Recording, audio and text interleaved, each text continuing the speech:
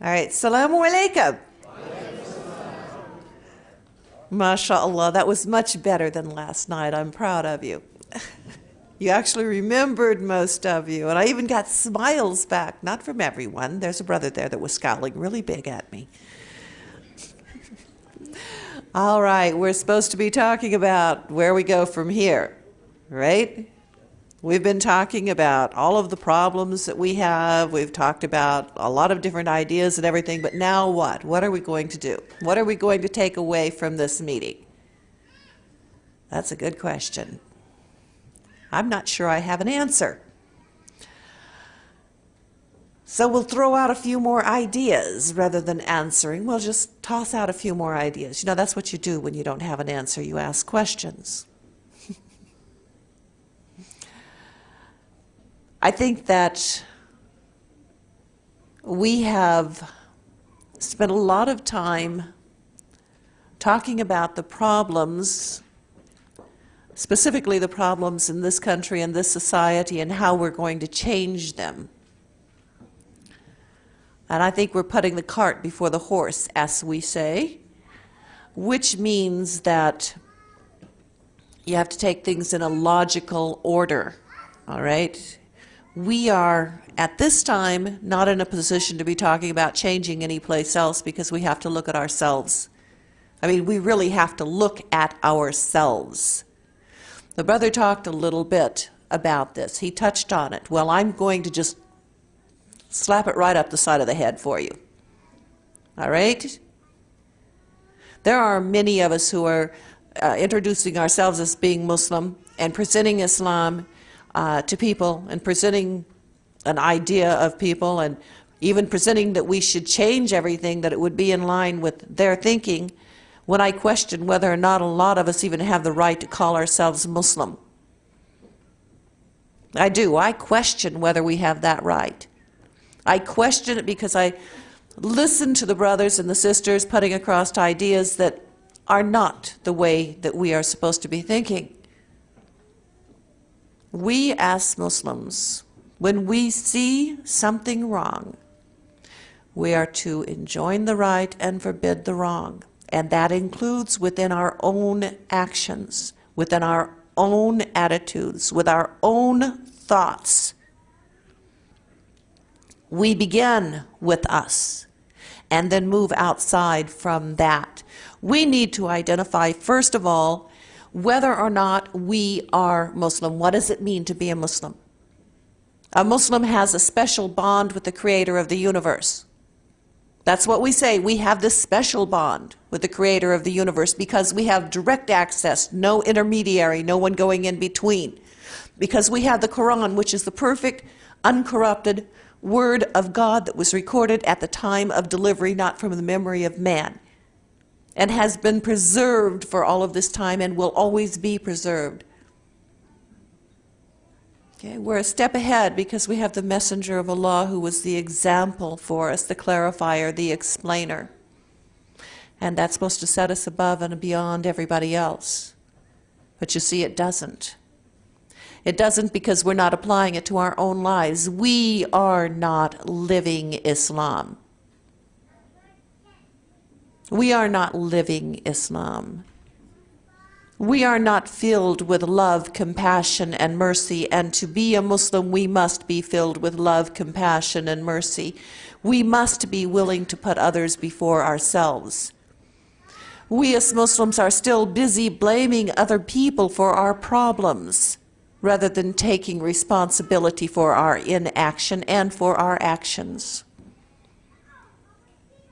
No, we're not ready yet to start making changes in the world. We can't make changes in the world until we reestablish Islam within our own hearts, within our own actions, within our own thinking patterns. We should love Islam more than life itself. And we should care more for our brothers and our sisters than we care for our own well-being. And we should recognize that as vicegerent on this earth that we are responsible for the well-being of every other human being, regardless of race, religion, creed, color, whatever. We're responsible for their well-being, as indeed we're responsible for the environment, and for, as the Native Americans call our four-legged friends, all of the animals as well. And yet we go around in a state of selfishness, thinking only about what is in our best interest, not in the best interest of other people. We go around in a self-absorbed state where we don't even consider the impact of what we are saying and doing will be. And every word you say impacts upon someone. Every action you take impacts upon someone. This is why we are told not to waste our word and to guard our tongue, and we're warned that the word can be a dangerous thing. You must be careful what you say and who you say it to. That's why there is not one way of presenting Islam. That's why there is not one way of doing any particular thing. The Quran itself says that we speak to people in the way that they will understand. Not the way we understand, but the way they will understand. There was a young man once who was talking to people about their zeal to convert the universe to Islam. And he said a very simple thing that struck home to me, and he says, look, you can't teach me anything if you hate me. You can't teach me anything if you're afraid of me. You cannot give me anything if you resent me. Those words were so true, because if you are afraid of a people, if you resent a people, if you dislike a people, if you do not care about a people, if you have a hate for a people, you can do nothing to change their situation. All you will do is make things worse. So again, I question whether or not we have Islam in our hearts, whether we have Islam in our intentions. Or has our ego gotten the better of us? Is our nafs speaking out so loud? Are we so concerned at impressing people and impressing each other that we've forgotten what it is that we are supposed to be? We should be humble before Allah, knowing that He has given us gifts beyond our wildest dreams, hope beyond our wildest hope. Knowing that Allah is there with us and giving us the guidance and the knowledge that we need to be successful both here and in the hereafter. Knowing that Allah subhanahu wa ta'ala is always going to be there as the perfect friend, the perfect companion, the most merciful, the most compassionate, the most loving, the most pure, teaching us how we also should be exhibiting love, compassion, mercy, friendship, protection, purity. When we have corrected our own hearts, when we have corrected our iman, when our adab is truly Islamic, when Islam is the beat of our heart, then we can talk about what it is that we're going to do to change the other people. But you may be surprised how little you want to change other people when you actually begin to live Islam, because you will quit being so quick to judge. Allah is the judge, you are not. You do not see the action behind the word. You do not see what is written in the heart of any individual, no matter how great their words may be. You cannot judge. You have no idea what the end result will be of any human being in this room or in the universe. My words may seem harsh way to end this, but that's because I'm not trying to end something, I'm trying to start something. I want to start you to thinking and examining where you are and what you are really doing. I don't want you to be lemmings. You know what a lemming is? I mean, they run in little herds and one jumps off the cliff and every other lemming jumps off the cliff as well. Okay, you're a Muslim.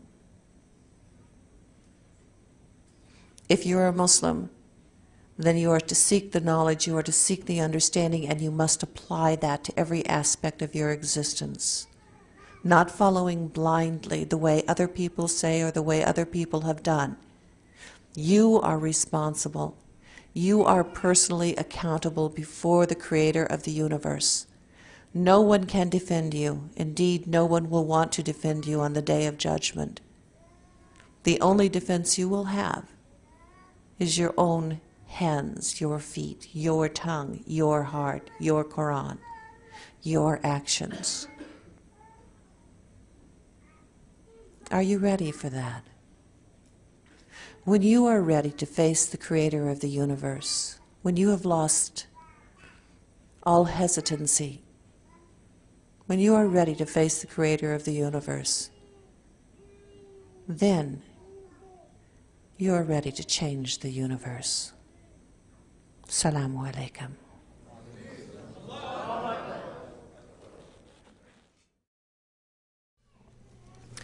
Dr. Jeffrey Lang is a professor of mathematics at the University of Kansas, and he has written 2 books on Islam in America, Struggling to Surrender, and Even Angels Ask. And he's currently writing a 3rd one. So good luck, inshallah.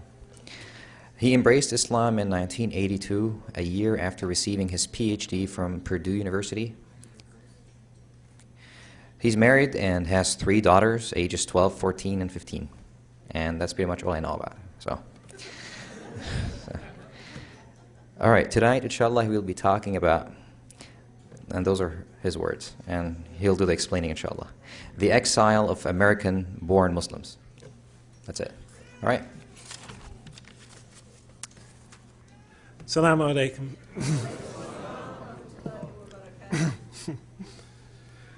Okay, the exile of American-born Muslims. What am I going to talk about?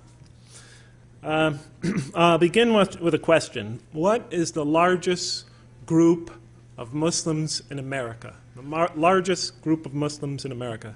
Well, of course, among the Muslims, what's the largest group? Well, let's see. Men? No, maybe not. Women? Immigrants? Converts? I don't know. Well, let's just try to calculate that, roughly.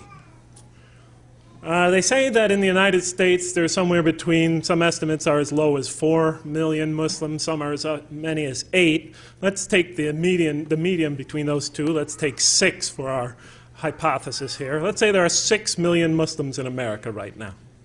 I think it doesn't affect the calculations all that much. But let's say there are 6. Estimates are that there is approximately 1 million of those 6 Muslims, approximately 1 million of those are converts. Okay, so we'll take the 1 million or so converts and put them on the side temporarily. That leaves 5 million other Muslims. Okay, but wait a minute, for a second, let's take those 5 million and those million and put them back together. Look at that 6 million Muslim population. Most of those Muslims are family members. They come from Muslim families. The average Muslim family has at least 3 children.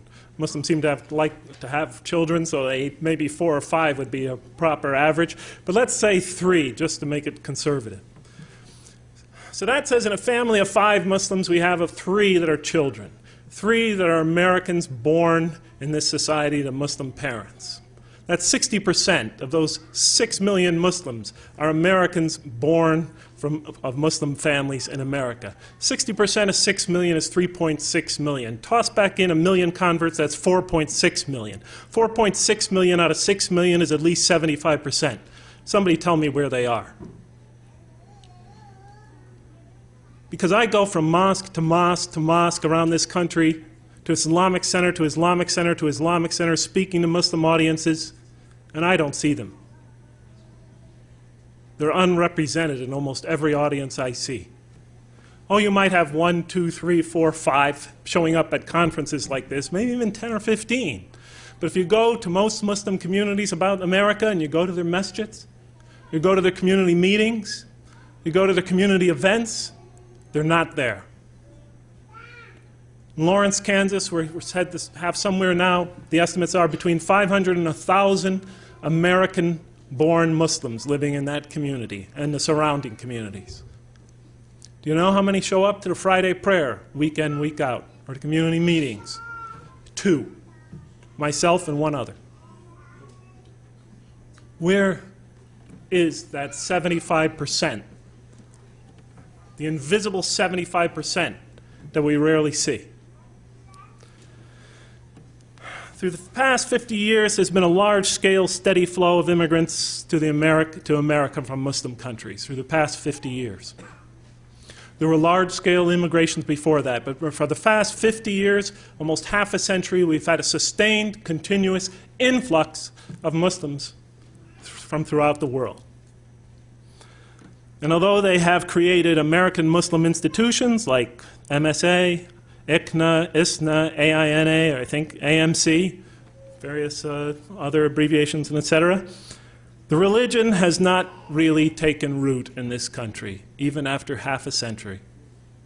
Because in order to take root, it has to take root among the indigenous population, among the born population. We've been here half a century. When I entered this religion back in 1982, and I used to go to the mosque to pray, I would find that the composition of the mosque consisted basically of immigrant Muslims and visiting foreign students, and a handful or two of converts to Islam. In the 1990s, early 1990s, whenever I would go to a mosque anywhere in the country, I would find that the majority of that community would be immigrant Muslims, visiting foreign students, and 1 or 2 at most converts in that congregation. When I go to the mosque today, the situation is the same. In 50 years, you could have at least 3 generations of Muslims. Where's the second and the third? We're talking about taking the message of Islam to the world, winning the modern world to Islam. We're not even winning with our own children. So we have to start asking why. Now, we normally hear the usual excuses. The negative image of Islam in America. We could always blame it on the press. But let's face it, I mean, over the last 50 years or so, the press has become a little bit more balanced. Oh, you still have some demonization. I guess they talk a lot about the Taliban and the oppression of women there, according to the American media, the destruction of the Buddhas. But that kind of stuff doesn't really affect the outlook of our children. They could toss that off as prejudice, and they usually do. Osama bin Laden is public enemy number 1, according to the U.S. government. The Soviet Union is no longer the enemy, so Osama bin Laden will have to substitute. But again, one person or the fame or disfame of one person is not going to drag our children away from the masjids, not from our communities. We have to really start thinking more serious about where have all our children gone, as the song used to say back in the 60s, where have all the children gone? Well, how can we find out? Well, you could start by asking them. But usually if we ask our children why they don't seem to have the same commitment to Islam, the same love of Islam, the same commitment to going to its institutions and participation, they're usually not going to elaborate on their reasons. Because they know that if they tell us that we will not like what they hear. I had interviewed young Muslim kids at the University of Kansas and at other universities that have no participation whatsoever in their communities. And they come to me and they tell me all the doubts they have about this religion, all the reasons why they're skeptical about it, all the problems they have with this religion. I said, did you ever talk to your parents about it? Most of them said, they always have the same story. I asked this question once, my father just belted me. Or I asked this question once, and my parents said, you're not a believer. Or I asked this one question, and they told me, if you keep on thinking like that, you're going to get out of this house. So they learned not to talk about it. just to keep it to themselves. There are some ways to tell if you actually go out and solicit their response. In the past several years, I've been getting hundreds of emails from American Muslim kids. I really can't answer them all. But I asked them for their reasons or their whatever problems they might like to communicate to me that they have with this religion. And you'll be quite surprised at the depth of the questions and the problems that they have. Another method, aside from soliciting information from them, another method is just go to the websites and chat rooms that they go to the various Islamic websites and the various chat rooms, and see the discussions that take place there. And record that information. And start pouring through it and see what their problems and their issues are. It's quite revealing. So far, I've collected several hundred pages of data on what our children are, and converts also, because they're part of the American Muslim sector of our society, charting what they have to say about our religion and what problems they have and why they're not participating and why they're drifting away from this religion. Because half of the people that email me begin with this remark: I either think or am no longer, I either think I am or no longer am a believer. I think I'm becoming an atheist. So where have all these children gone? Well, now this is not scientific because I'm soliciting this information. This is not an objective poll. But you could guess what some of the problems are, and they're rather obvious. One of the main problems they have is a clash. They see a clash between the culture that they grow up in, the surrounding culture, the culture that helps to shape their minds, and the culture, the religious subculture, that they're asked to be a part of.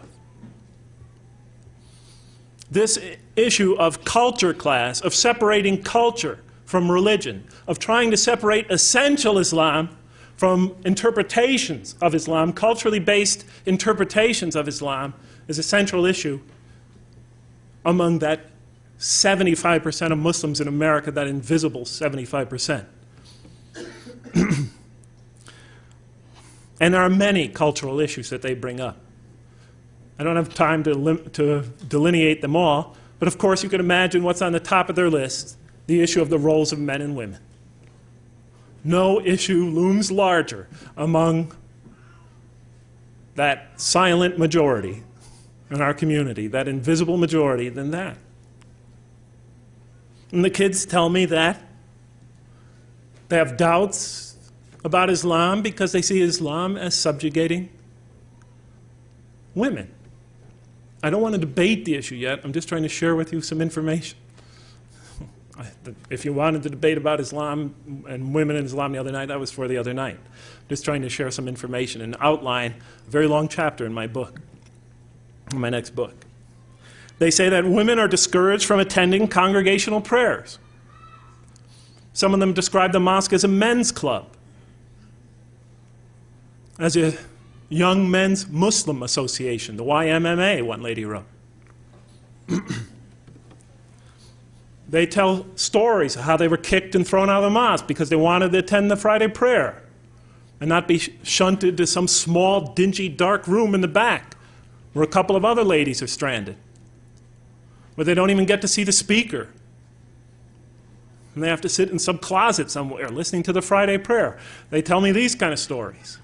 How they fought bravely and maybe with a couple of other sisters and resolutely until they were practically almost bodily thrown out, or at least threatened that way.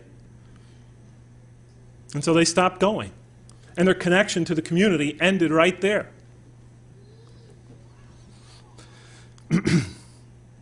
I remember when I was back in San Francisco, we had 4 young lady converts. They all converted around the same time. I have no idea why. It was almost a miracle. 4 students, female students, converting to the religion. They almost did it as a team. They needed to sort of support each other, to give each other courage, to give it a shot. They started attending the nightly prayer. the morning and the nightly prayers, because the Fajr prayer is pretty tough to get up to and get to the mosque for, but these students made it because they love to hear the Quran recited. Well, several men in the masjid went berserk. What? Ladies in the mosque? One man got so irate that he threatened in front of the entire community with the ladies present that if any more women were to show up in the mosque, he was going to throw them out bodily. The ladies didn't want to be the center of controversy. They stopped coming to the mosque. 3 of those ladies aren't Muslims today.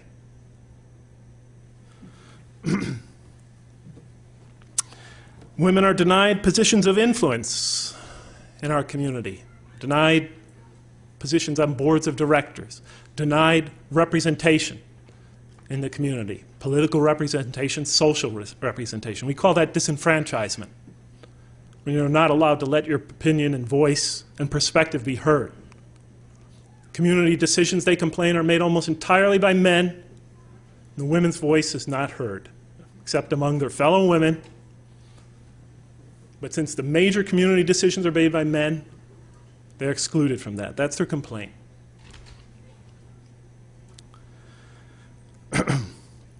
Women converts, so far, have been a small exception, a slight exception to what I talked about so far. Of that 75%, there's a considerable number of lady converts to Islam that participate in their communities against great odds. Or at least that's what they say. That's what they're reporting to me. Against great odds. Because not only do these ladies feel, rightly or wrongly, just trying to help us understand why people are not coming that we would expect to be coming, why this majority is almost invisible.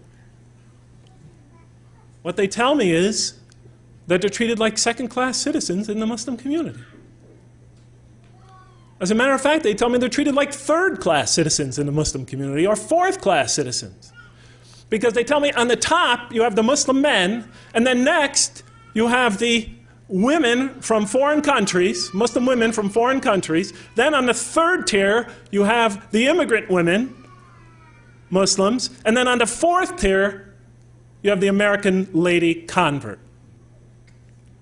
Now, whether that is rightly or wrongly perceived, the fact that that perception exists should be a concern to us. What are we doing to communicate that perception? I'll tell you right now, a male convert doesn't feel the same. Especially if he is white, blonde-haired, blue-eyed, Anglo-Saxon, male, he doesn't feel the same. The day I became a convert, it was as if an angel came down from the heavens. There were tears flowing from people's eyes. Brothers were hugging me left and right. People were stopping me in the halls, congratulating me. Some people were kissing my hand. They couldn't keep their hands off me. The day I went to a meeting, I must have had my pockets were so filled with people's addresses and papers. I looked ridiculous. I looked like the Scarecrow in The Wizard of Oz. I remember I was driving home and somebody said to me, "Oh, brother, if I could only bring you to my country," his country was Kuwait, "if I could only bring you to my country and they could see you with your blonde hair and blue eyes and white skin and your American accent."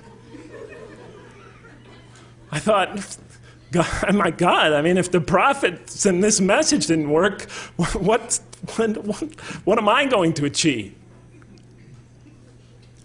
I don't know what is this business of this color obsession? What? I didn't know at that time. I was new. I learned, I quickly caught on later on, but I said, if I was what? A black American and you drag me in front of that audience, they'd be less impressed? He didn't say anything. I later learned, of course, that was true. But back to the women converts. They claim that they are the subject of derision. They're ignored. They're disrespected. They're marginalized, disenfranchised, ostracized, from their own community, that they are not given equal status with other members of the committee, especially men, but even other women. They claim that, oftentimes they claim that the women, the traditional Muslim women, treat them worse than the traditional Muslim men. Now, I know it seems far-fetched to you. It seems like a fairly open-minded community, so much of this probably doesn't apply to you. But I found in my own experience that Muslim men could harbor some, let's say, misogynist views towards women. I remember once a lady and her mom, a student and her mom, came to the mosque to learn about this great religion they heard about. They heard a great speech about Islam, and they were so turned on to this idea that they wanted to go to the mosque, mother and daughter, to learn more about it. They arrived at the Islamic Center. The brother opened the door to see two smiling ladies standing in front of them, and he slammed it in their face. And he was quite proud of that. He was bragging about it later. Sometimes these prejudices and attitudes could go rather deep. I've experienced it myself. When I was in San Francisco, we had an imam of the Islamic Center. I'm not going to mention the time or the place or the era. We had an imam of one of the Islamic centers, and he was accused, and it was an accusation, by six ladies who attended his Arabic classes, 6 lady converts.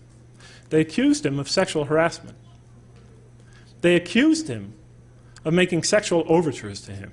He was married and had children, by the way. They accused him.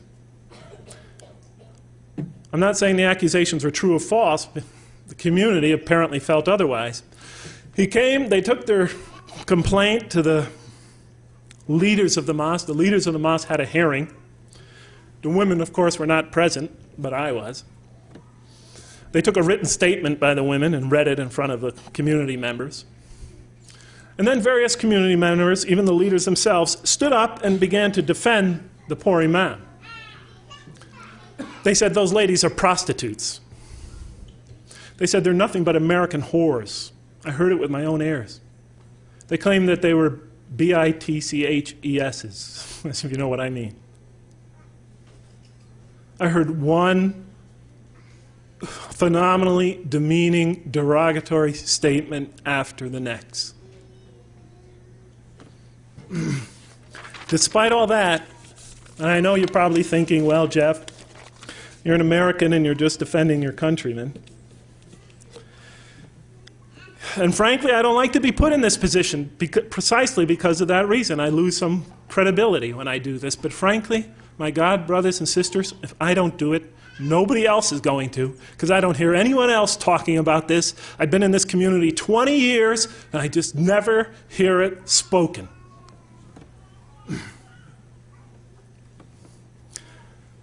No wonder our children feel separated from their community. I only brought up one cultural issue. There are other cultural issues as well, which I don't have time to go into. The children also complain, and the converts also complain, that there is an intellectual divide that they have to face, that they cannot seem to relate to the khutbahs, the speeches, the positions, the thought, the perspectives that come from behind the pulpits of the Islamic institutions in America. They can't relate to them. Maybe it's our own fault. You know, because we've pushed our children. We've pushed them to become some of the most educated, some of the brightest, some of the hardest working, some of the most competitive students in America. Our best children are our children are among some of the best students in America. We have them in Harvard and Yale and Stanford and in all the Ivy League schools, in the Big Ten.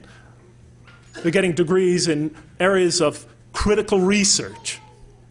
They're learning things like, critical methods of historical study, literary criticism, textual criticism, form criticism.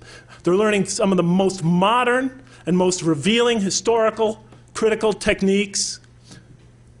Some of them are becoming scientists. They're becoming leaders of critical thought and innovative thought in America. That is their mindset. And they've done very well. But when they go to the mosque, they're told one thing, and when they go to their school and everything they've learned and everything they become tells them to take another approach. And I'm not saying this is good or bad, I'm just trying to explain what they explain to me. Because in their education and in their schooling and now in their minds, they're taught rationalism, cold, objective reasoning. While in the community, the stress is on tradition, following traditional thought. Don't question the tradition. Don't raise difficult or controversial questions. They see a conflict there, a conflict of thought. In their education and in their society and in their entire life, they're taught individualism. It has its good and bad sides, but they're taught individualism. We teach them conformance to community norms. Don't rock the boat. Don't make a fitna. Don't create havoc in the community. Don't ask too many questions. One American lady convert back on the West Coast, she converted when she was 53 years old. Her husband had died several years earlier. She discovered this religion by reading the Quran, converted to the religion, and she would be constantly going to the leaders of her community, asking them questions, especially about the role of men and women in Islam, badgering them again and again because she didn't find the answers were satisfactory. And she was attacking them on rational grounds. At first, they politely replied, and then they tolerated a little more, and then they started to get a little bit angry with it, and finally they just told her, just leave us alone. Keep your questions to yourself. You are only a convert. We've been Muslims all our life. You are only a convert. The lady had a reply. She said, so were all the companions of the Prophet, peace be upon him. Our community, the American community, teaches our children innovation, adaptation, relativism. Our community stresses the eternal and immutable. Our students are taught critical, objective research. We teach them to revere the ancient authorities. There is and they see it as a conflict. They see it as two mutually exclusive approaches that both sides are unwilling to meld, to bring together the two approaches, to seek reconciliation. Since our children, since this great 75% of Muslims, are you guys getting exhausted? I could tie this up in 1 minute. I thought you'd want, I tell you the truth, I expected you to want to throw me out of here, but okay. Since this great 75%, at least, this great 75% of invisible majority, is told that our communities are the true, practical model of Islam in America. And since they have these conflicts, intellectual conflicts with that model they see, they begin to have a difficult time seeing the relevance of Islam in their life. They start to see this as a religion that lacks relevance, perhaps is even irrelevant. And little by little, that 75% drifts farther and farther away from this community. There have been entire Muslim communities in America that have entirely disappeared from the past. Not a trace of them left. If you take away right now the immigrants and the students from the Muslims in America, the masjids and our institutions will be empty. And those masjids and institutions will be converted to some other secular uses.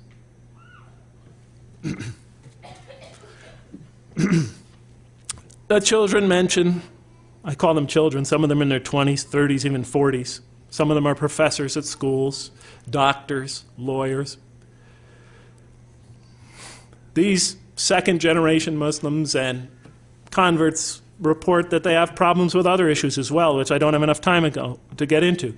They talk about problems with classical Islamic theology. Theology is a theory, are theories we construct trying to understand a relationship between God and ourselves. Theology is a theoretical enterprise of man. They have disagreements and problems with the classical mythology. The essential classical mythology is the school of Al-Ash'ari.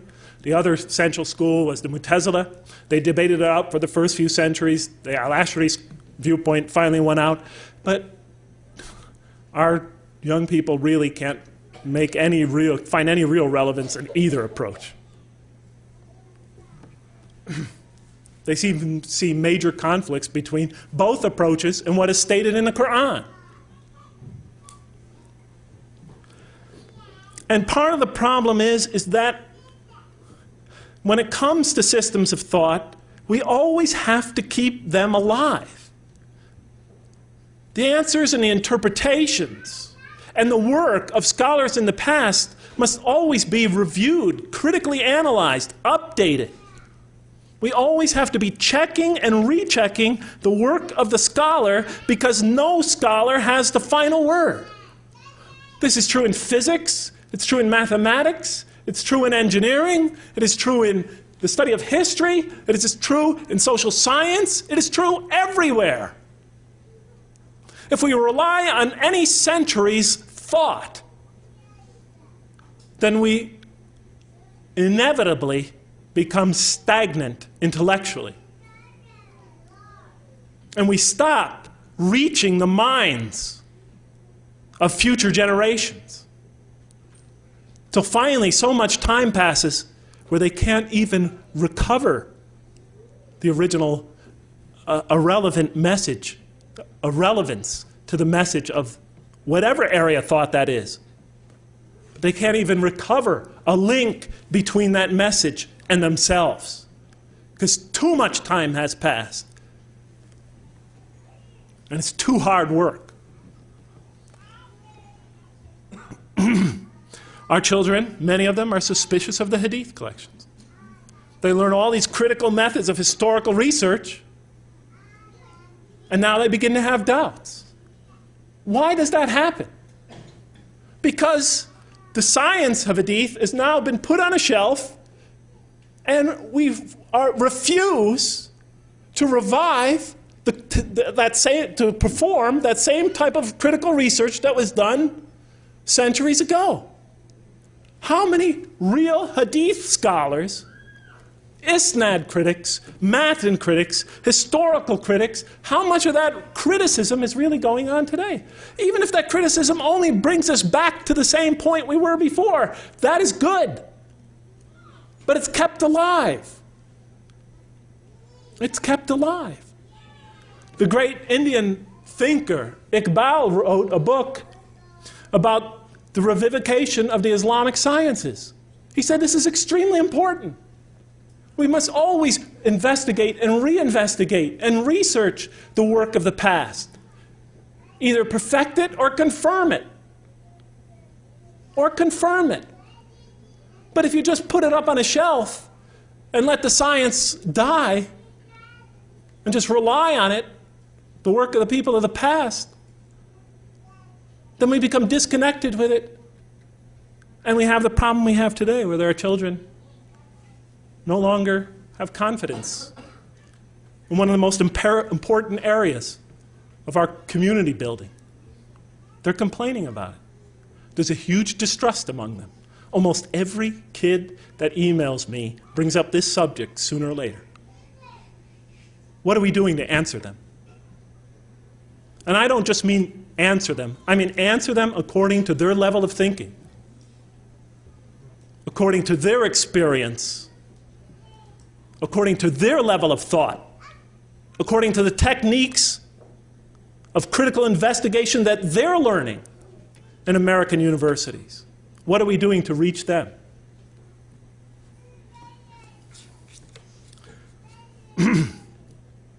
They're suspicious of Islamic law. They fail to see the relevance of that. The key question they keep asking is how much of this is religion and how much of this is culture? How do you separate religion from culture? They keep saying again and again. How do you tell what is essential to Islam from what is not essential? How do you know when some ideas were added to the religion, and how do you know which ones are essential and original to this faith? That's the question they're asking. We don't even allow them to ask it, and we don't prepare ourselves to answer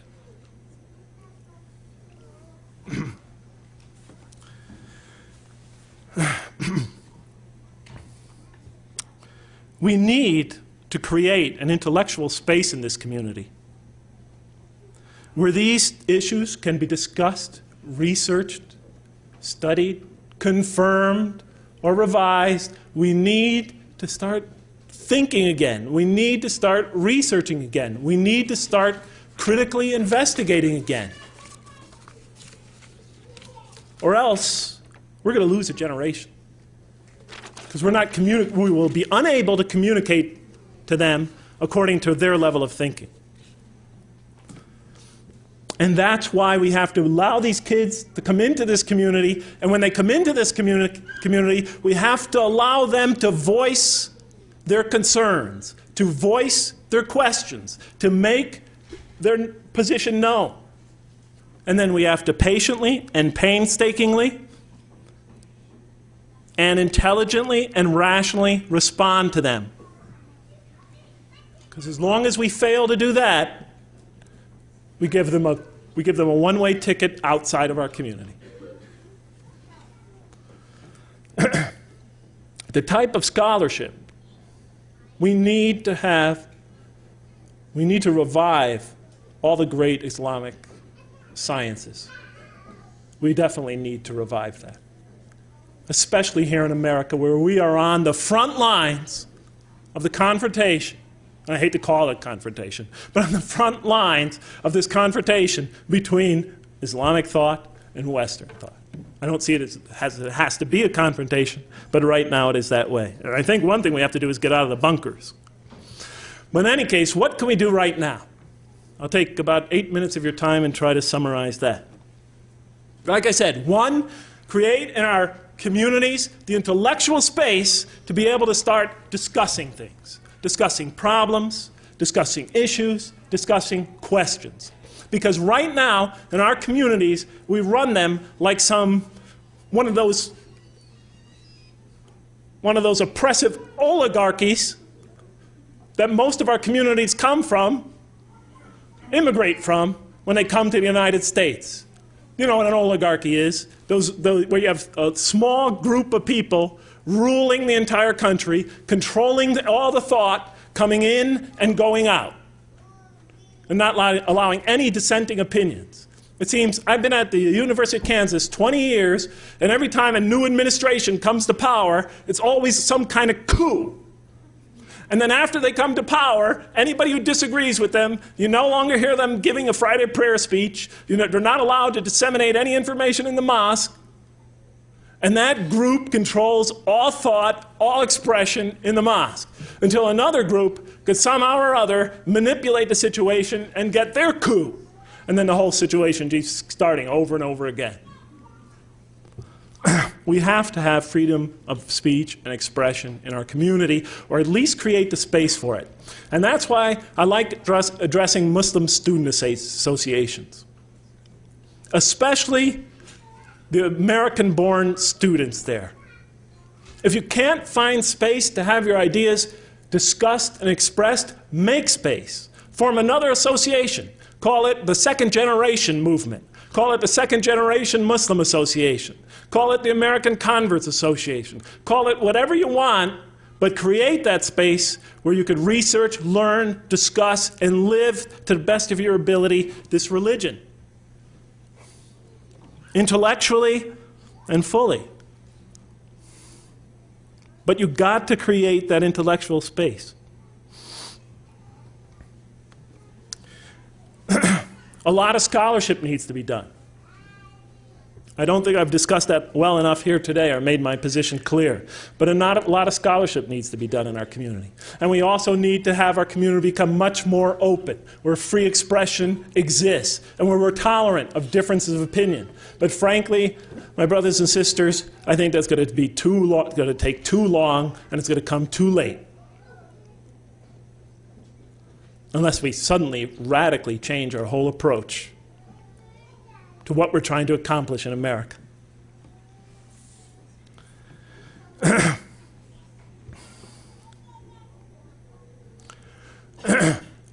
But we can do things right away. We can do some things. And I'm going to make 3 last suggestions, and then I'm going to say goodbye. And I hope I didn't upset anybody too much today. But, you know, I really don't like giving these type of speeches. I'd rather give a cheerleading speech like I'm often asked to give. Or I'd rather, you know, talk about theology, which is my favorite thing. But I feel an obligation. When I was asked to talk about this speech, I felt obligated. So here I am. There's 3 things we could do. Even though most of us are not scholars, most of us haven't done the type of critical investigative research I thought. Most of us are engineers, mathematicians, or et cetera. We're not social scientists. We're not critical historians. We don't have PhDs in history and the social sciences. Even so, we could still do some things. We could start to approach that issue of separating religion and culture by just being, as Amina said, introspective, by asking ourselves the question, what if? Are we doing something wrong? What things might we be doing wrong? And we could start to the best, with the knowledge we possess, we could already start making progress. We could start saying what things in this religion are more tradition and what things are essential. Because in this context, we have to make that separation. Because we are trying to take this religion to these Americans, these 2nd and 3rd generation and converts and non-Muslims. And when we do that, we don't want to burden them with a lot of extra things. We want to only take them to the essentials, because if you add something that is not essential, you're going to draw them away from the religion. You're going to obscure the truth. So for example, here's just a very simple example. I talked about the seclusion of women that exist in many Muslim communities, especially their denial of the ability to attend the prayer on the same floor with the men, as they do, for example, in Mecca and Medina.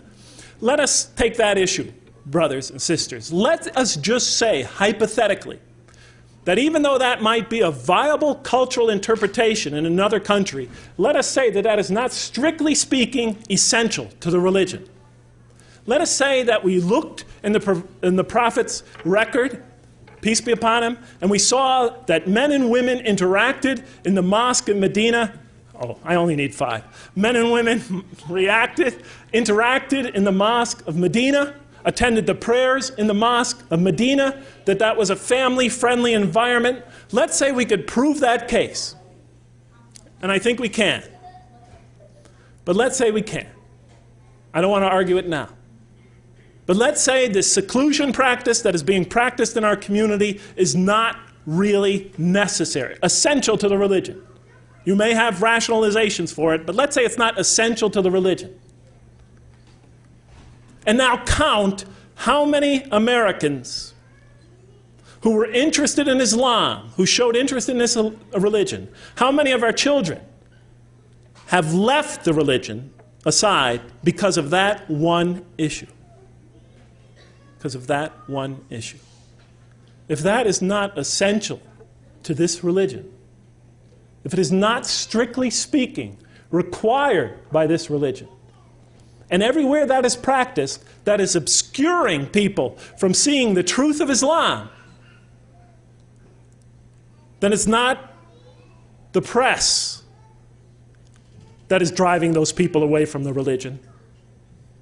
It is not some it's not some Western conspiracy that is preventing them from seeing the truth of Islam. It is us. It is us. It's just a hypothetical question. How many people, for how many people in this country is the truth of Islam obscured by practices and notions that we have no explicit divine warrant? All those traditions, if we impose them on people, however small, they could be a barrier between them and the truth of Islam. And the Quran criticizes this. It says in no uncertain terms, have you considered what provisions God has sent down for you and how you made some of it haram and some of it halal of your own making? Say, has God indeed permitted you? Or do you invent a lie concerning God? It was talking to the mushrikeen, people who associate with God that which is not of God. They make something sacred that God specifically did not enjoin. And it criticizes them for that. And it says in another verse, and say not for anything you invent, this is halal and this is haram, so that you invent a lie against Allah.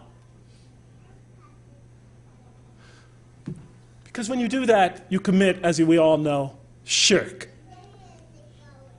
Associating with God that which is not of God. And why is that such a serious sin? Is it because God is a jealous God? Is it because his feelings get hurt? Is it because of some personal divine problem? No. The problem with any kind of shirk, making something sacred that God has not made sacred, the problem with that is you obscure the truth. And you place a barrier between the truth and that person, and give them an excuse and a reason not to even consider your religion. That's the problem. And the Quran gives trivial, almost seemingly trivial examples.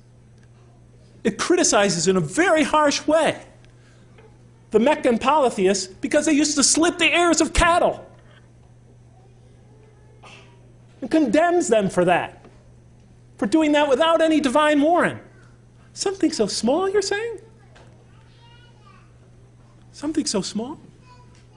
The problem is when you do that, maybe you think it's small, but later on for another person that could be give him a reason to dismiss your faith.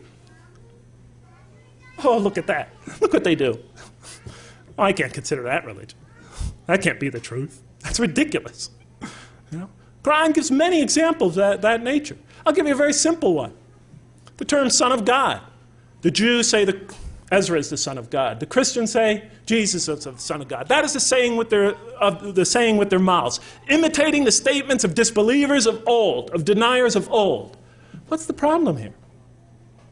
Well, in the mouth of the Jews, yes, they called Ezra the Son of God. They called many other Jews the Son of God. In Jewish history, in Jewish terminology, that means one who is loved by God. One who has a special relationship, a special affinity to God. It doesn't have a literal meaning. So what's the problem with using that terminology? Because what happened to it? This terminology, which had no divine warrant, no explicit divine warrant, when it came to Christianity, began to be taken literally. Jesus is the Son of God. God the Son, second person of the Trinity. Do you know there are millions, tens of millions of people in the West that are now atheists and agnostics exactly because of that? They think the statement doesn't make sense. So by just introducing a terminology like that without any divine warrant has created a huge barrier between people and realizing the relationship with God. So what else can we do? This is the last thing I want to suggest. Yes, we should be more open, create a more open, tolerant environment, invite these kids back into our communities, and be open and tolerant, and let them have their, let them air their opinions. And when I talk about kids, I'm not just talking about kids, I mean converts as well. Create a more open environment for research and discussion. Yes, we need to do that. Second, we must make every effort to separate what is essential from Islam from what is not essential to Islam. And we have to really develop some good, vigorous, critical Muslim scholarship in this country, because right now, really, brothers and sisters, I mean, let's be honest, we just really don't have any real good critical scholars in this country. I mean, come on. Most of our hadith scholars are former engineers. You know, most of us going around the country lecturing have degrees in something. You know, we haven't learned real research techniques in any of these areas. Let's just be honest.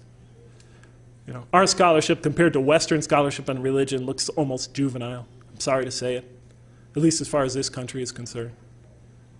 And I count myself as much at fault as any of us. You know. But the third thing we could do is follow the model that God gave us in the Quran and in the Prophet's life example. What model am I speaking of? Before you know where you're going, you have to know where you're coming from. You have to know where you are right now. If I want to get from here to Lawrence, Kansas, I better find my place on the map. Well, where are we right now as a community? If I look at the two phases of the Prophet's mission, peace be upon him, the Mecca phase and the Medina phase, which phase would you think this community is closer to right now? The Mecca phase, obviously.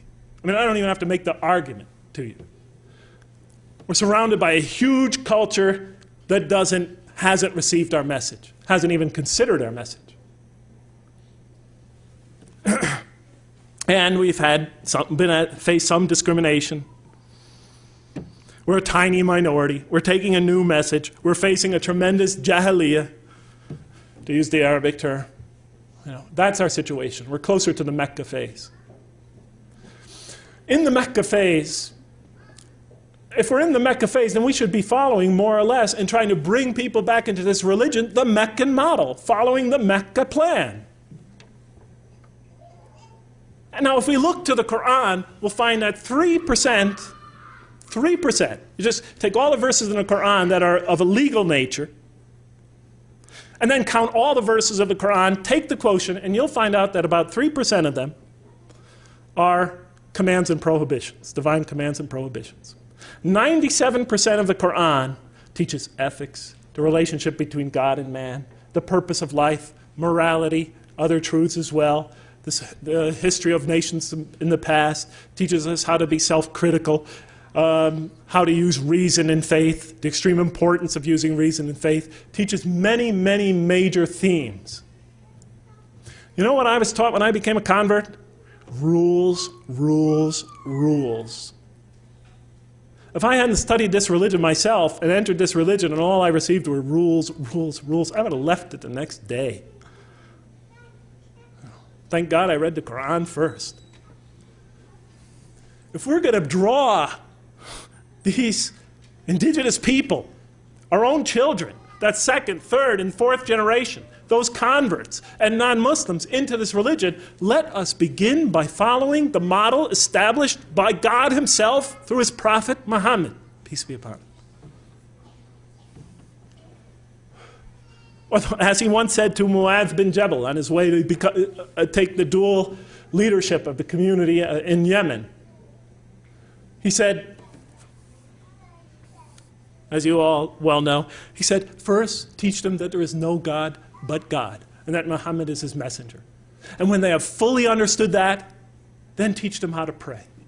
And when they become consistent in that, and they've developed in that fully, then teach them about fasting during Ramadan. And then once they've accomplished that, then teach them what? About paying zakat and making the hajj. And so forth and so on. He said, make things easy for people and do not make them difficult, and inform them of the glad tidings and do not repulse them. I mean, you've all heard it before. You've all heard it before. Do we practice that here? We're trying to win these kids back over to this religion. We're trying to bring a community of people into listening to this religion. And the first thing we do is get them in that door. We tell them, okay, you, cover your hair, you do this, give her the gold. Okay, don't do this, don't do that, don't do that. You know, I don't mind don't mind telling the people what are the Muslim behaviors or whatever. But that's become we are obsessed with only that. I've attended Friday prayers for 20 years now in this country. And every Friday it's the same thing. The speeches are either political, about Muslim politics, or they're about rules and regulations, or somebody's diatribe about, problems going on in the Muslim community. They never discuss the other 97% of the Quran. Virtually never. Or else it's just brief allusions to that. And be tolerant. When we bring people into our community, don't expect them to become Middle Easterners or Arabs or Pakistanis or Sri Lankans the next day or ever even. Give them time to grow into the religion. Give them the space to grow. Give them the room to grow. Give them the right to ask. Give them the right to question. Give them time to develop. The Quran gave them 13 years in Mecca, and then slowly but surely brought them along after that. We always put the cart before the horse. Give them time. If our kids come to our community not so modestly dressed, it's better that they come than not come at all. We have to start, if they have this or that problem, if their behavior is not perfect from our particular perspective, it's better that they come and hear the message. It's better that they work out for themselves what it is to be a Muslim in America. Because that's the generation that's going to have to take this into the future. It's better for them to be among us than not to be among us. If the Prophet and his companions adopted our approach, there'd probably be no Muslims today. How about the time the man came and he urinated in the mosque in that famous hadith report?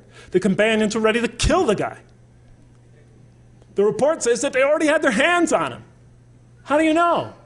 Because the report says the Prophet said, let him go. Go get some water and pour it over it. You've been sent to make things easy for people, not to make them hard. Let's follow the Mecca plan. Let's just give it a try. Do I think, because I've said this to you today, you're going to go out and try it? No way, Jose.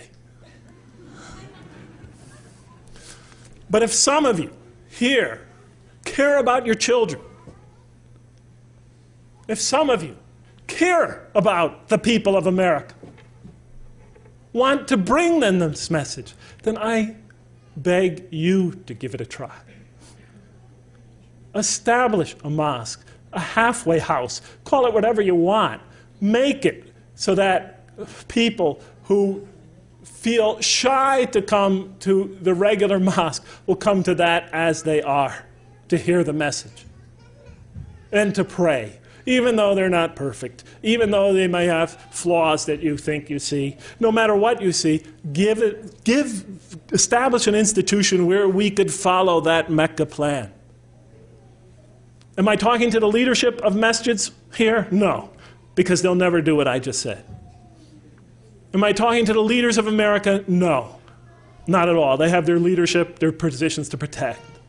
I'm talking to the parents. I'm talking to the young Muslim men and women, the few of you that are here today. I'm talking to that second generation. I'm talking to those converts. Please just do it.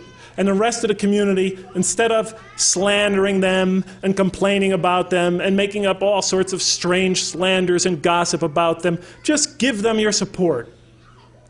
Give them your support. Know that those people are on a mission to take this message to the greater community. I know that some of you can't tolerate that, and I understand that. And as Harry Truman used to say, you can't take that kind of environment, so if you can't stand the heat, just stay out of the kitchen. But for those people that are going to take the heat and are willing to work with real Americans and to show the patience and the tolerance and the wisdom and to carry out this plan, that Allah once carried out with the people of Mecca and spread throughout the world. For those people who are willing to engage in that, to invest the time, energy, effort, resources, to take out ads in the paper, to publicize this venture, please, at least don't stand in their way, even if you're not willing to give them your support. I had a lot of other things I had to say, but you're looking as exhausted as I feel, so thank you so much, and for at least hearing me out. And may Allah bless you, and bless you and your children, and your children's children. And Assalamu alaikum wa rahmatullah.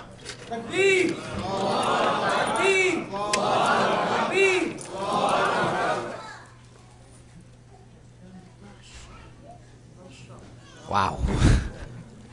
All right. Jazakallah al khair. That was wonderful. Okay, we have 15 minutes, inshallah, for questions and answers. And I beg you, please, please, if you have a comment, wait to the end. Or come and deliver it directly after the 15 minutes, inshallah. Unless you have a question, and please make it short, come. All right? Otherwise, please, stay there, write it, and they can answer it for you, inshallah, after 10:30. All right? I'm going to say one thing, okay? Short questions, no statements. Short questions, no statements. If you're going to make a statement, I'm actually going to interrupt you because that's the only way we're going to get through this tonight. Yeah. Okay. Bismillahirrahmanirrahim. Assalamu alaikum. I have two questions. One question is for a blonde hair brother. I want you to know that I'm not American, but in some way you are not alone in your problems. Many times I came to masjid, I pray on the front of the other Muslims, and then after that they came ask me if I'm Muslim. So I came from the part of Europe where other people didn't know that they are, until 10 years ago, that they are Muslims. They are just like most of us here don't know that there are 40 million Muslims in China right now, and they are suffering also. But I see there is many negative things that you saw. I agree with you totally, but during your experience and your life as a Muslim, do you see any changes in a good way? I mean, I have experience in the masjids where I went. You are true totally. Your speech is true, and I agree with it. But in some way, from the male side in Islam, I see some positive things that they are getting to. And my question is, do you see same thing? I mean, it's not. Well, I would close that question. And the other question is for all three of you. If you are living in a community which there is a masjid or Islamic center or community center, and in some reasons they are elder people, more respectable people, but in some way they are shutting you down, or everybody who has a new idea, they kind of shut you down or they ignore you. You know what I'm talking about. We are all facing, especially our sisters in Islam. So do you think, I mean, would you approve if like if you've been long time ignored in your community, do you think that it's a good idea to separate from that community and form another new one? Thank you very much. Assalamu alaikum.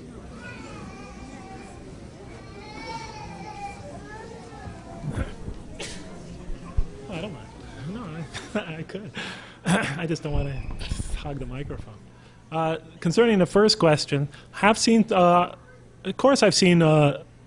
some change among in the communities over the last 20 years, but from my perspective, it's coming along too slowly because our kids are growing up.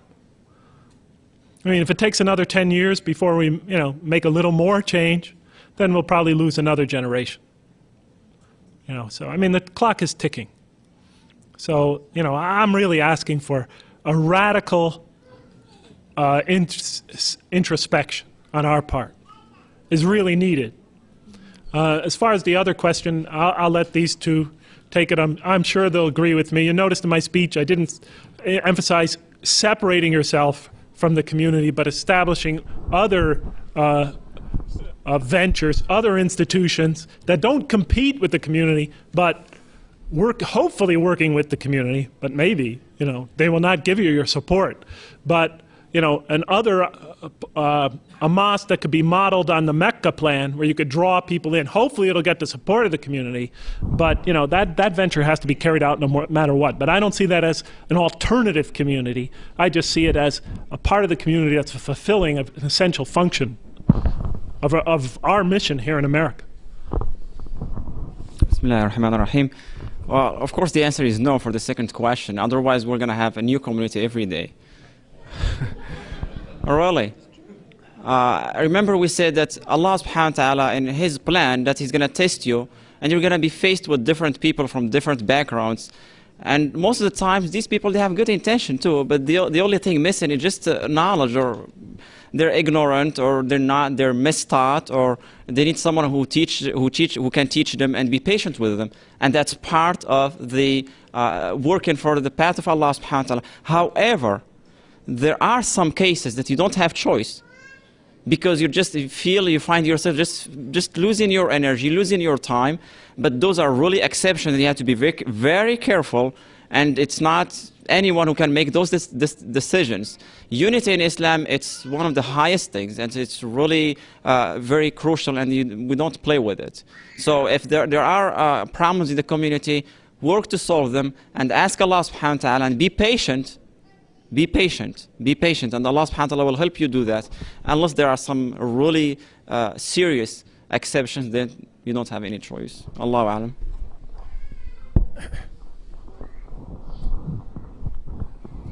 Ditto. Ditto? No, you can't. We have to be careful about this bit of making divisions.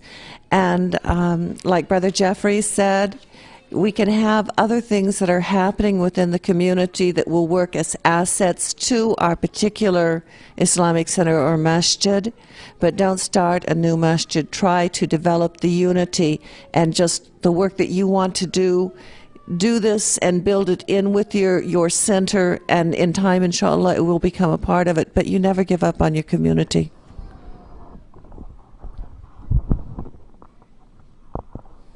Yeah, Brother Jeffrey Lang, you made us feel very sad tonight and broke our hearts from what we heard about our brothers, how they arrogant and ignorant about Islam. And they forgot the only woman mentioned in the Quran by name is Maryam. And the Prophet Muhammad ﷺ mentioned many a hadith how to respect our woman. When he said, Ummak thumma ummak thumma ummak thumma abuk. 3 mothers he mentioned the woman. And Islam will never spread in this country and in other parts of the globe if we ignore the woman. We have to raise the flag and hold it very firm, and say, respect women because they are our daughters, our wives, our sisters. This is the only way Islam will spread in this globe.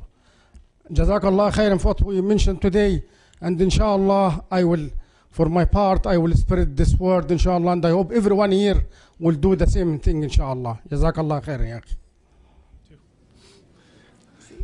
ya And you too. Okay, my question is addressed to Sister Amina. My question was addressed to Sister Amina.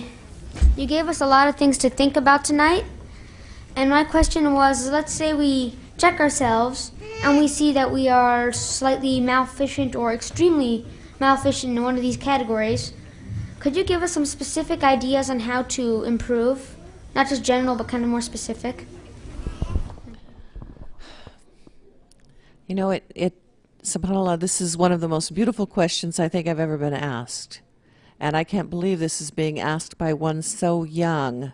MashaAllah, it gives me such hope for the future. and seeing such a really astute question being asked. Thank you. As far as what we can really do to change ourselves, I find the most important thing is to come to know Allah. And I suggest this, you know, through studying the attributes and seeing how they apply. I know some of the sisters, anyway, who've been with me for the last couple of days have been hearing a lot about this in particular. But making a conscientious effort to apply what you will learn about the Creator, Allah, to yourself, and seeing how it should influence your conduct and behavior. It's really not hard to be a Muslim. It's not hard. It's easy to be a Muslim. We make it hard because we burden it with so many superficial things that other people can see. You know, how do you tie your hijab? How do you wear your hair? How long is your beard? Okay, we have all of these wonderful things that we can judge each other. Oh, he's better than he is because his beard is longer, or he wears a kufi and he doesn't wear a kufi. And oh my God, did you see that one had a necklace on yesterday? When we're not looking at what's inside, we judge each other very harshly. We make other people afraid of us. Muslims are afraid of Muslims more than they are of non-Muslim. When Brother Jeffrey's talking about the situation of our young people, I spend most of my time on university campuses, and most of these young people were born and raised in this country, and yet they still connect themselves also with another country, and they all tell me how much they are afraid of Muslims. They're afraid to go to the masjid because they're going to be criticized for this. They're afraid to participate in this particular thing because they're going to be criticized for something else. So they just stay away. And I have them tell me, you know, I feel safer with the non-Muslims because they're not so critical. We change ourselves by, first of all, knowing who Allah is. And you learn that through the 99 attributes. And then just changing one little tiny thing at a time. And I've actually named several of them, you know, not judging each other. That's a biggie, okay? Trying to exhibit the attributes of Allah that should be shown through us, you know, His mercy, His compassion. Not burdening our Islam with superficial things. Don't worry about what other people think of you. They can't put you in heaven. They can't put you in hell. That's the biggest thing to remember. Nobody. It doesn't matter if they like you or not. It doesn't matter if they tar and feather me later today. What matters is between Allah and me. No one else puts me in heaven. No one else puts me in hell.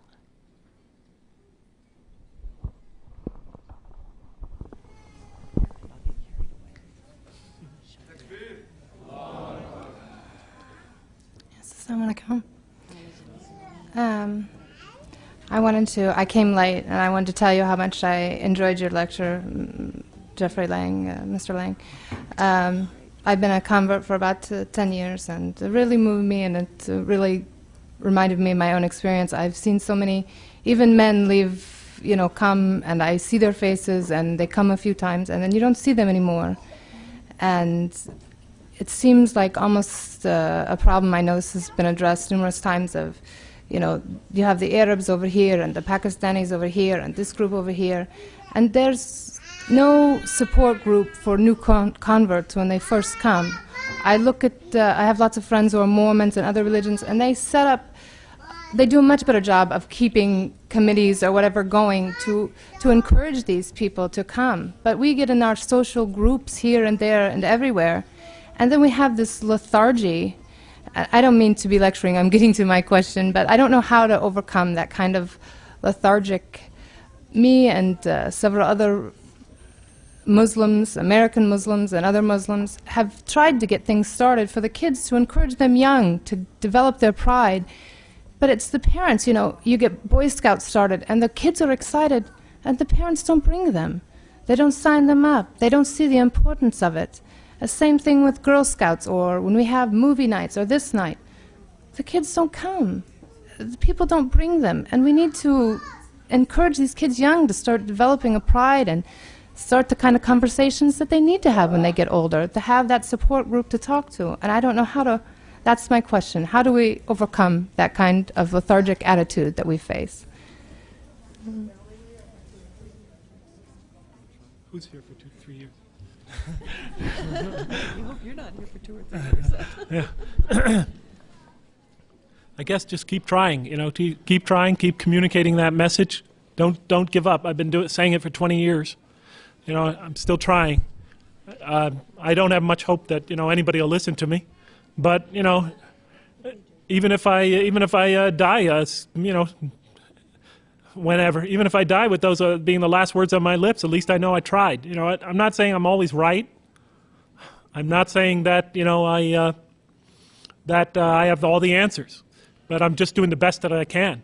But about your comment about even men converting to this religion and leaving soon after, that phenomenon happens much more often than with women.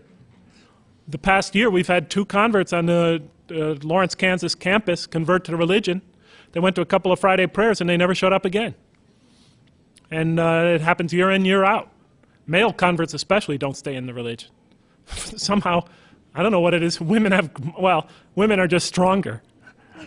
I mean, it's just true.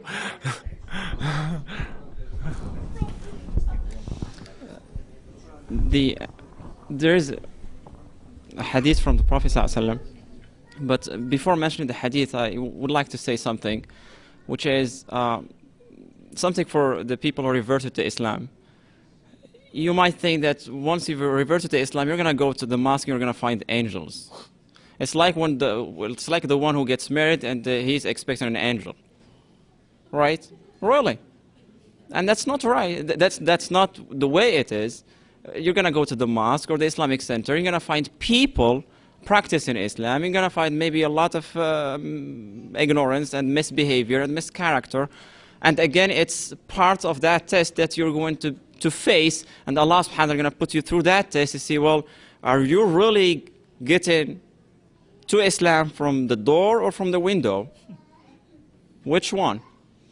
Now let me come back to the hadith. Prophet ﷺ, كيفما تكونوا يولى عليكم. The way you are, you'll be governed. So, and when I was listening to one of the experts in whatever they call it, human science, social science research, and he said something really interesting. He said, when you choose the behavior, you choose the consequences. In other words, if you do not try to change it, then that's the way it's going to be, that's the way it's going to last. And that's why Prophet ﷺ said, كَيْفَمَا تَكُونُوا يُوَلَّى عَلَيْكُمْ. The way you are, the way you will be governed. In other words, if you do not change it, that's the way it's going to stay. And that's the garbage we have in back home, because people are not doing what's supposed to be done, so that we change that dictatorship. And people are just keeping quiet. So the first thing is a test from Allah subhanahu wa ta'ala. We don't have angels in the mosques or in Islamic centers, as wives are not angels and husbands are not angels either. And it's a test, and we have to choose the behavior so that the consequences are the right consequences. And we have to work on it. And we should work on it. And whatever you do and whatever you face, Allah subhanahu wa ta'ala is going to reward you for that. And whatever patience you have, Allah subhanahu wa ta'ala will reward you for that.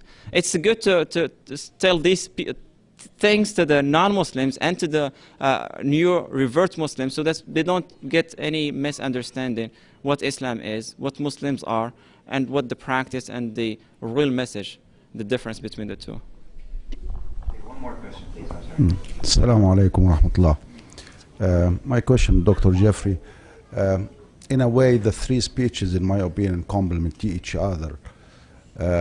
One of the main areas you mentioned in your speech is the lack of scholars here in this country. And in my opinion, that's number 1. Lack of knowledge, is one of the main reasons of too many things we see here. So, as far as I know, there are 2 universities in this country which are teaching علوم القرآن وعلوم الحديث, both Quran and Hadith. And I just want everybody here to know that they can attend that either full-time and or part-time basis. The second, which is my question to you, does it help if American kids from second or third or fourth generation, as you mentioned, will get scholarships in Muslim countries where they have highly recognized Islamic universities? You'll find that in Al-Azhar, you'll find that in Morocco, you'll find that in Tunisia. That's at least the areas I know about. So does that help? If you have those American kids will go there, memorize Quran, know about Hadith, because one of the main goals should be 10 or 15 years from now, every single imam in an Islamic center should have the knowledge. Jazakumullah khair. Yeah, yeah. I think it could help to send our boys and girls to Islamic institutions abroad to learn from classical scholarship, you know, the sciences. It's also important, though, that our scholars in the West also come to learn and understand and be able to utilize the modern, you know, the latest and the latest methods, and understand the current developments in the social sciences and in historical and social science research. Are you following me? Because if they're going to reach the population that they have to work with, the population that speaks and communicates and thinks in that mode, they're going to have to master that mode as well. You see? Are you following me? So I think it's extremely important that we urge, you know, bright young Muslims, you know, to get education in America, in the social sciences, in religious studies, in historical studies, and then if they are gifted, they'll want to go. They'll actually want to go to the Muslim lands, because we want them to direct their, and like you said, scholarships would be extremely beneficial.